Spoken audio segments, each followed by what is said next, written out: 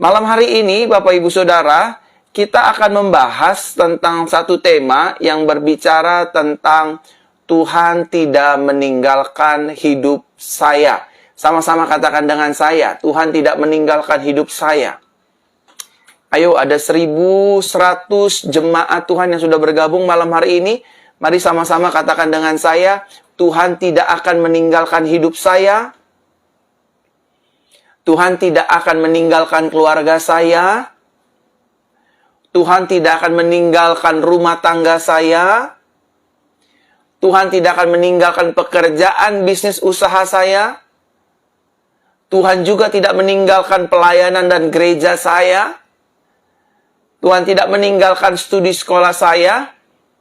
Dan Tuhan tidak meninggalkan seluruh aspek kehidupan kita. Sama-sama katakan dengan saya sekali lagi, Tuhan tidak akan meninggalkan saya. Amin. Bapak Ibu, hari ini mari kita lihat satu kebenaran firman Tuhan yang terambil dalam Ulangan pasal ke-31. Ulangan pasal ke-31, ayatnya yang ke-8. Ulangan pasal ke-31, ayatnya yang ke-8. Dalam terjemahan Indonesia Modern Bible. Ya, dalam terjemahan Indonesia Modern Bible. Ulangan pasal 31 ayat 8 dikatakan demikian. Dan Yahweh atau Tuhan, dialah yang berjalan di depanmu. Dia akan menyertaimu. Dia tidak akan menggagalkan ataupun meninggalkan engkau. Janganlah takut ataupun gentar. Sekali lagi firman Tuhan akan saya sampaikan buat Bapak Ibu Saudara. Saya bacakan buat Bapak Ibu Saudara, dikatakan demikian. Dan Yahweh atau Tuhan, dialah yang berjalan di depanmu. Dia yang akan menyertaimu. Dia tidak akan menggagalkan ataupun meninggalkan engkau. Janganlah takut ataupun gentar. Bapak Ibu Saudara terkasih dalam Tuhan, dalam kabar baik di malam hari ini perlu kita ingat baik-baik, perlu kita sadari baik-baik, bahwa yang pertama, Tuhan senantiasa selalu berjalan di depan hidup kita. Sama-sama katakan dengan saya, Tuhan berjalan di depan hidup saya. Ayo, ada 1.358 jemaat, sama-sama katakan dengan saya, Tuhan berjalan di depan hidup saya. Tuhan juga berjalan di depan hidup keluarga saya. Tuhan juga berjalan di depan rumah tangga saya. Tuhan juga berjalan di depan kesehatan saya, ekonomi saya, keuangan saya, dan seluruh aspek kehidupan kita. Tuhan selalu berjalan di depan kita. Jadi Bapak Ibu Saudara terkasih dalam Tuhan, apapun pergumulan di depan sana, apapun tantangan kehidupan di depan sana, apapun pencobaan hidup di depan sana, apapun ujian hidup di depan sana, mereka akan berhadapan dengan Tuhan kita. Mereka akan berhadapan dengan Elohim Yahweh. Mereka akan berhadapan dengan Yesus. Mereka akan berhadapan dengan Tuhan. Jadi Bapak Ibu Saudara terkasih dalam Tuhan, ketahuilah dan sadarilah bahwa di depan hidup kita ada Tuhan yang berjalan, Bapak Ibu Saudara. Sama seperti bangsa Israel disertai oleh Elohim Yahweh, disertai oleh malaikat Yahweh dengan tiang awan dan tiang api. Ketika bangsa Israel keluar dari tanah perbudakan masuk ke tanah perjanjian, bangsa ini dituntun, bangsa ini disertai. Bapak Ibu Saudaraku terkasih dalam Tuhan, siapapun Bapak Ibu Saudara, apapun latar belakang Bapak Ibu Saudara, dari manapun asal negara Bapak Ibu Saudara, di depan kita ada Tuhan. Di depan keluarga kita ada Tuhan. Di depan rumah tangga kita ada Tuhan. Di depan bisnis kita ada Tuhan. Selama kita menyadari bahwa Tuhan berjalan di depan kita, masalah, tantangan, pergumulan, tekanan kehidupan, gonjang-ganjing dunia tidak bisa menembus hidup kita. Karena ada Tuhan yang berjalan di depan kita, memagari kita, melindungi kita, dan berjaga-jaga atas hidup kita. Yang setuju katakan amin. Amin. Ada Tuhan yang berjalan di depan kita. Orang mau ngomongin kita, orang mau rendahin kita, orang mau jelekin kita. COVID-19 terus berlangsung. Ada Tuhan tetap di depan kita. Berjalan di depan kita sebagai pahlawan, sebagai perisai, sebagai pelindung, sebagai bentengnya kokoh, sebagai tempat perteduhan bagi jiwa kita. Yang setuju katakan amin. Jadi ada Tuhan yang berjalan di depan hidup kita. Menurut Ulangan 31 ayat 8 ini, ada Tuhan yang berjalan dan melangkah di depan kaki hidup kita. Tahukah saudara, waktu Abraham meninggalkan tanah Ur Kasdim untuk masuk tanah perjanjian, ada Tuhan loh yang berjalan di depannya. Bahkan ketika Yusuf harus mengenapi visi dari Tuhan, tetap ada Tuhan yang berjalan di depannya. Ketika Daud menghadapi Goliat, Tuhan juga berjalan di depannya. Ketika tentara Israel bertemu dengan tentara-tentara negara lain yang ingin menghancurkan, ada Tuhan di dalamnya. Ketika Tuhan berjalan di depan kita, gunung-gunung yang tinggi, tembok-tembok yang tebal, bahkan palang-palang besi, kitab suci katakan akan diratakannya, akan dipatahkannya, sehingga Tuhan membuka jalan-jalan yang baru bagi kehidupan saudara dan kehidupan saya. Yang setuju katakan amin. Buat Bapak Ibu Saudara yang sedang berdagang, buat Bapak Ibu Saudara yang sedang berjualan, jangan takut, jangan gentar, jangan gelisah, karena Tuhan berjalan di depanmu. Biarin orang jelekin usaha kita, biarin orang jelekin karir kita, coba ngerendahin kita di depan bos, coba menyingkirkan kita di depan pemimpin. Jangan balas, diam saja, tetap percaya Tuhan berjalan di depan saya, Tuhan pasti membela saya, Tuhan pasti menolong saya, Tuhan pasti memulihkan saya. Di dalam nama Yesus pasti terjadi. Yang setuju katakan amin. Amin, saudara. Tuhan berjalan di depan hidup kita. Kita ini anak kesayangannya. Kita ini biji matanya. Kita ini adalah kecintaannya Tuhan.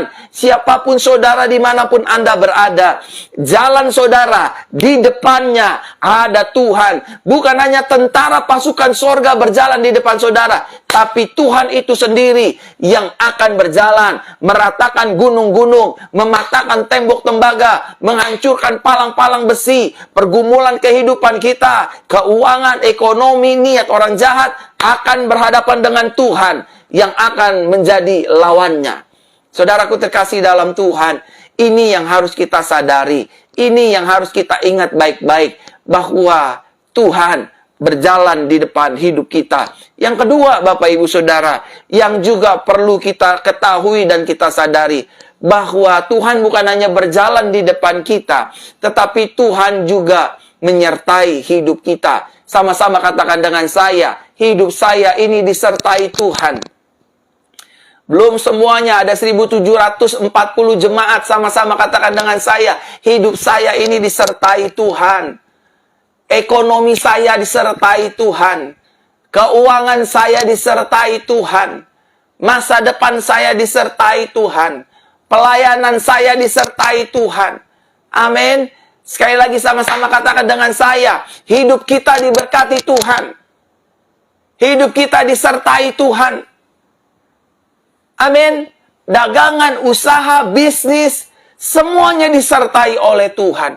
You never walk alone. Saudara tidak berjalan sendiri. Bukan hanya ada malak Yahweh atau malaikat Yahweh atau malaikat Tuhan, tetapi ada Tuhan yang menyertai hidup kita. Ingatkah saudara, Yesus pernah berkata kepada murid-muridnya, pergi beritakanlah Injil ke seluruh bumi, dan jadikanlah semua bangsa muridku, dan ketahuilah aku menyertai kamu senantiasa sampai kesudahan zaman. Buat para orang tua yang mungkin usianya sudah di atas 60, 70, 80, yang mungkin anak-anaknya sudah pada menikah, dan sudah tidak tinggal lagi bersama-sama dengan om tante. Om tante dengar baik-baik. Masih ada Tuhan yang berjalan di depan om tante. Masih ada Tuhan yang menyertai kehidupan om tante. Percayalah, buat anak-anak muda juga yang mungkin orang tuanya sudah pulang ke rumah Tuhan.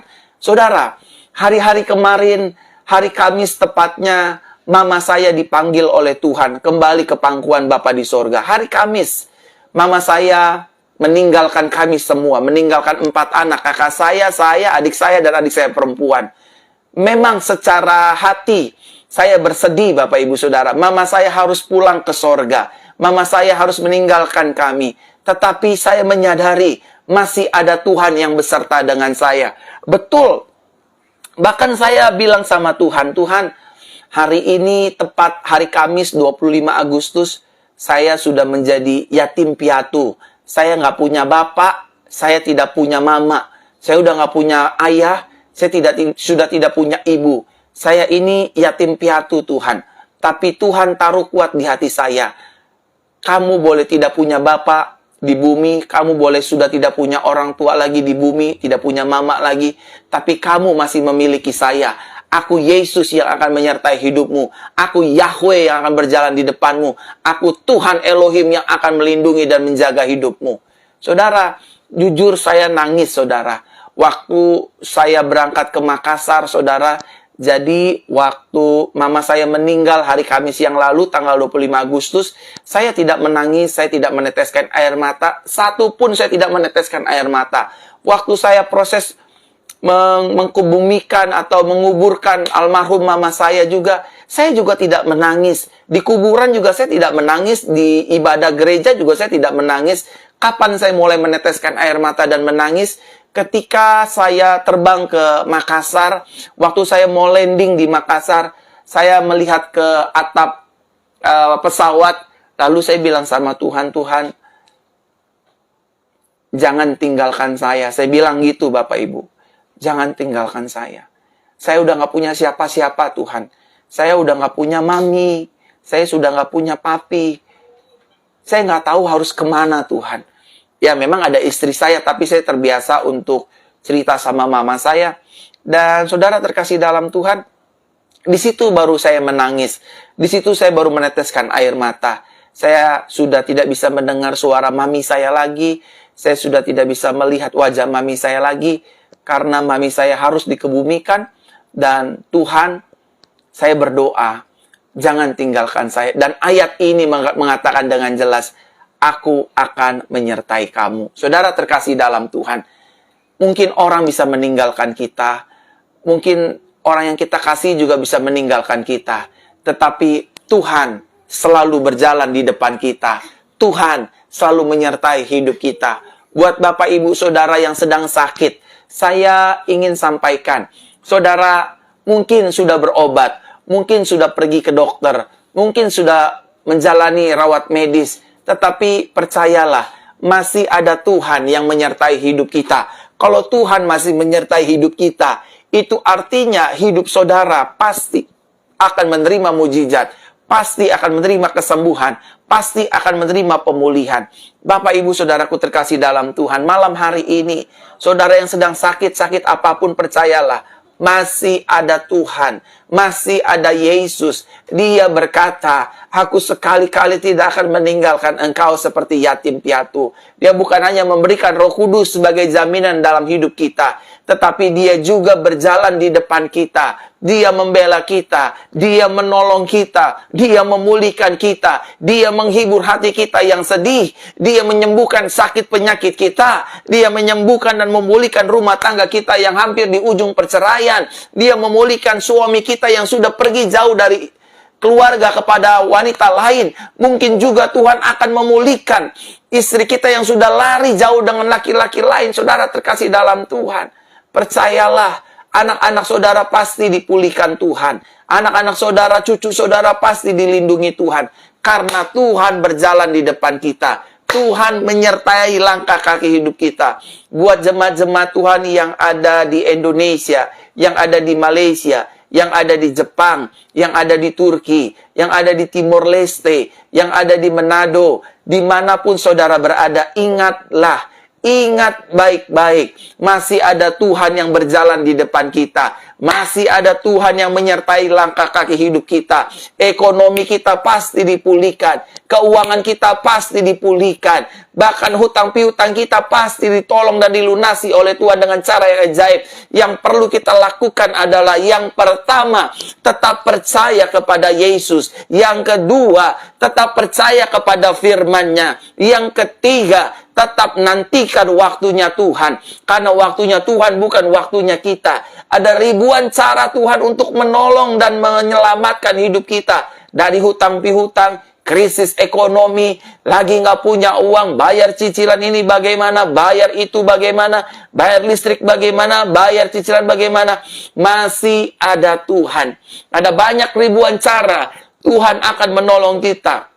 Kita nggak bisa tebak siapa yang Tuhan akan pakai untuk menolong kita. Siapa orang yang akan Tuhan pakai untuk membayar hutang piutang kita. Siapa orang yang akan Tuhan pakai untuk memberkati rekening keuangan kita. Intinya, Tuhan yang akan menolong. Tuhan yang akan menyertai. Tuhan yang akan memberkati. Tuhan yang akan membela. Yesus Kristus namanya. Yang setuju katakan amin.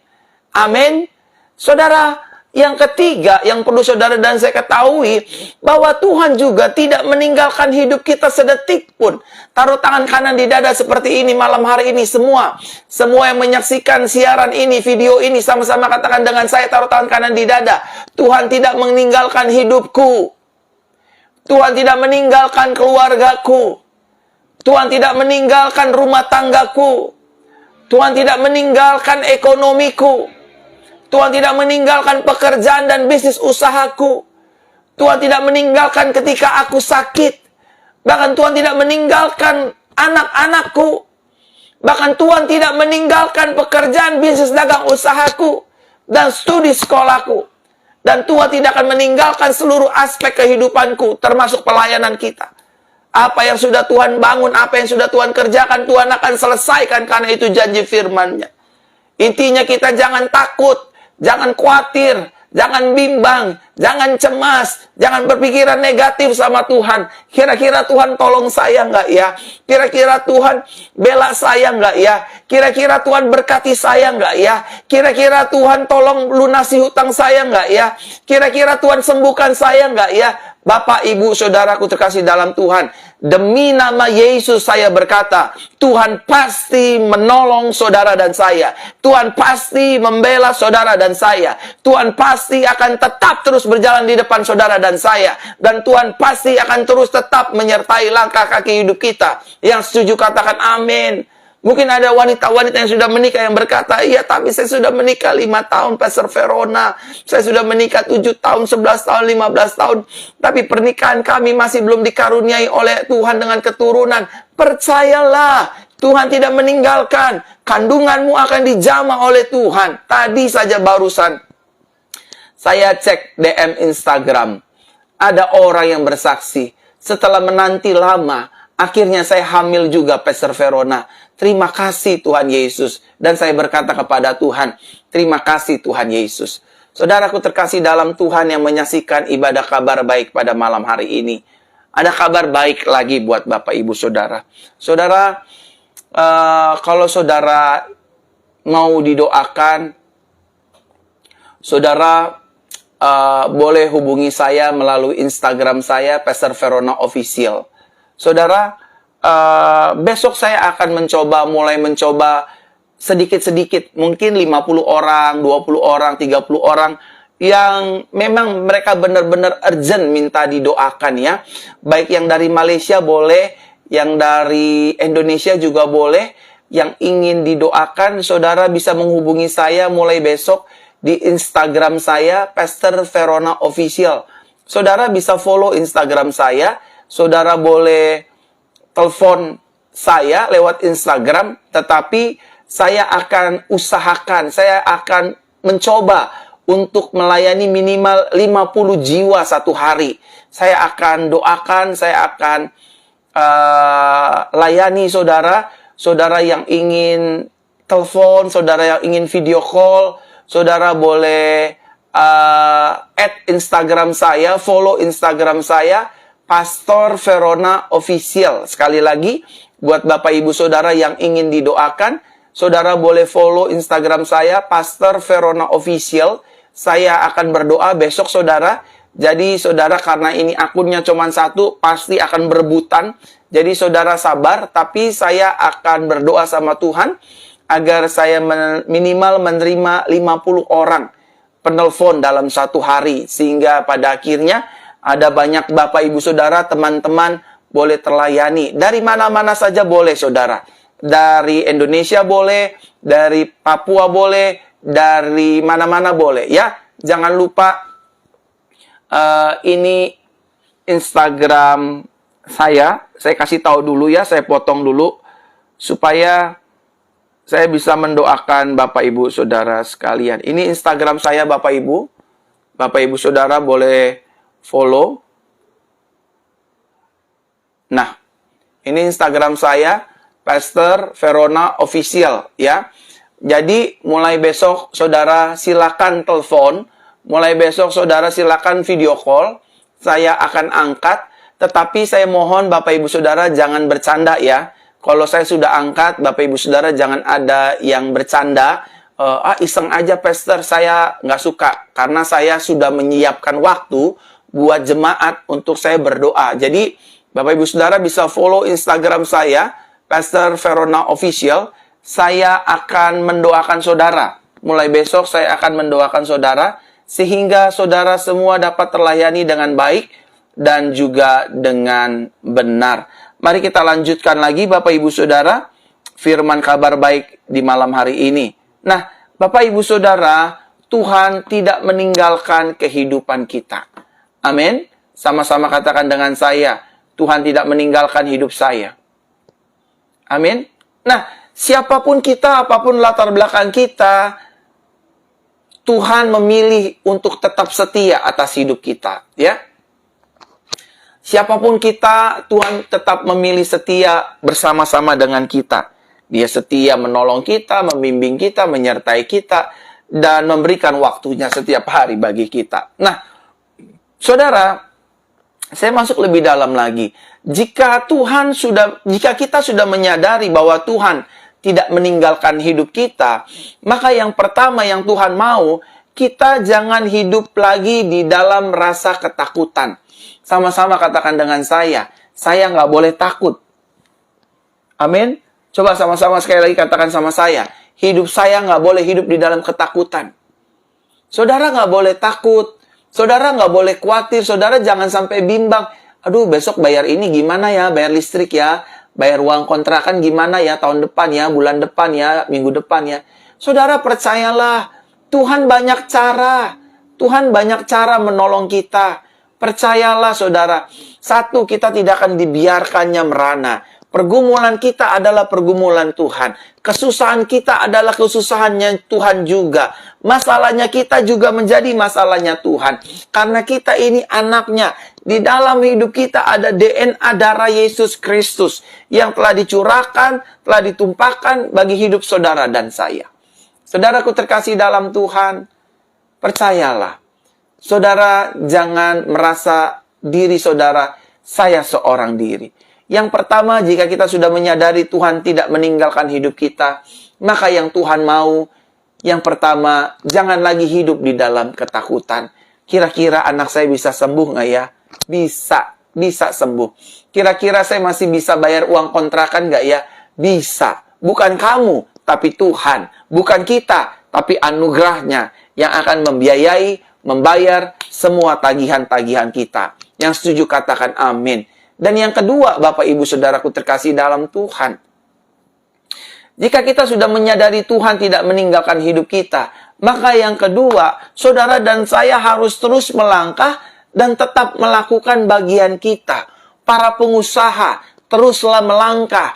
Meskipun ekonomi lagi terpuruk, ancur-ancuran, tetaplah melangkah, tetaplah berjualan, tetaplah buka tokomu, tetaplah bekerja, tetaplah terus buka pelayanan, jangan ditutup.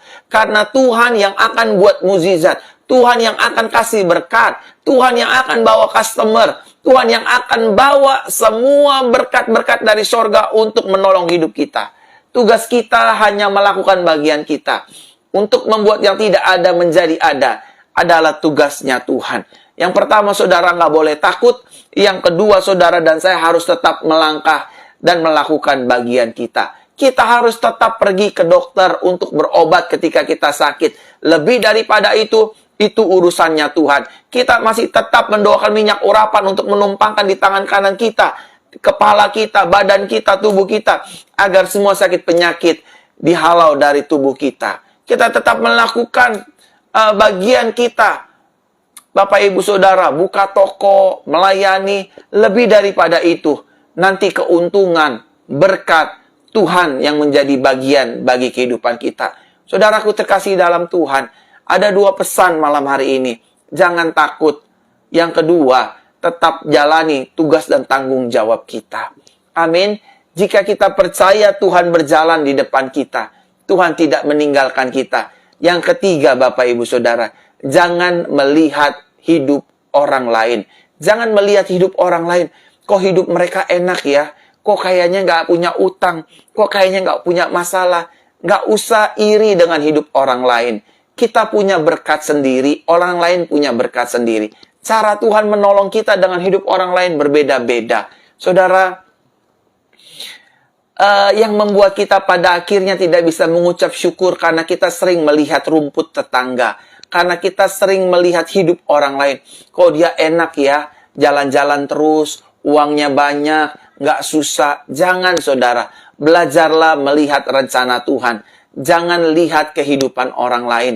Jangan iri dengan hidup orang lain. Belajarlah yang pertama, jangan hidup dalam ketakutan. Yang kedua, tetap melangkah dan lakukan bagian kita. Yang ketiga, jangan sering melihat hidup orang lain, tetapi sering-seringlah melihat janji Tuhan bagi kehidupan kita.